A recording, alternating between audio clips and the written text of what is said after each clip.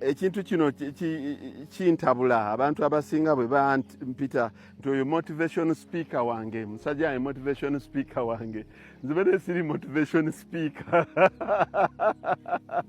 nze ndi musomesa wa byanfuna nga nabisoma nembikola nentandika okusalawo okubiraga abantu.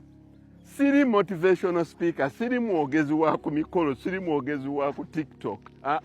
Ndi musomesa asomesa ebyenfuna nga mbikulaga in real terms. Siri tuula mu entebe eyuga bweti nendoka ntandika obbabulira theories zonna zonna ezikola ssente. Nze nkikulagako kati kyetaagisa okunnyonnyola ennyo ng'olaba kasooli wuuno ono muto. Ono wa mwezi gumu n'ekitundu akyabuzaayo omwezi gumu alooke aliibwe. Oyo addako awo yakaweeka, then addako eri akala, eri asemberayo ddala eri yoyo gwe twakuba mu silage. Ono ali eri miti, kiri kibira, kiri eri kibira. Ono akala wuuno wano mungi nnyo akala. Ekazi zino ze nalekawo ziri 25 ndi wakumukaza muggyemu maize brand ow'ente zange n'emmere ey'abakozi bange. Wano ekyemmanga wano mugalaba agati agakasalibwawo gaago, ezo daamu ziizo muziraba. Wano nina sprinklers eri abangambe mu mwanyi lwaki sprinklers mubiwulira buwulizi nze nina sprinklers mukaaga. Nze nsobola okufukirira ennimiro eno yonna nga seekyusiza pipes mweziri ezitwalayo amazzi.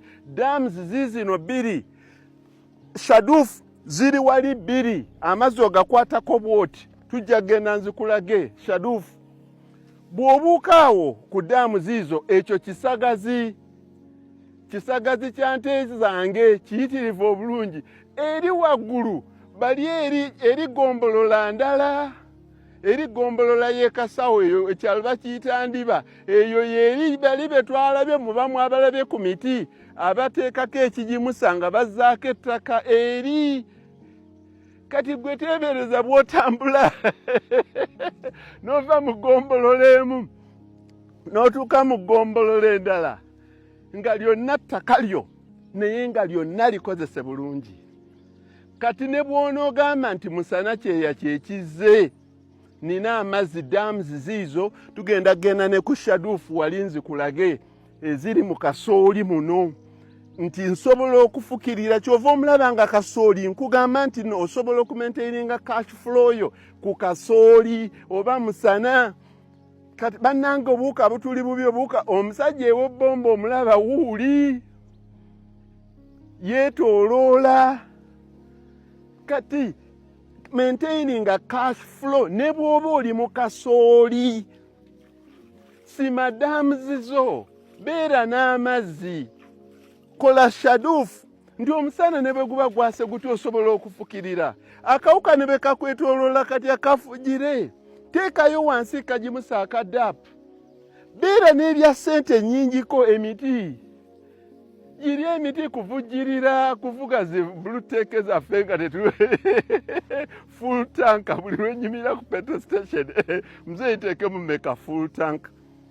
Siri motivational speaker, ndi musomesa wa byanfuna.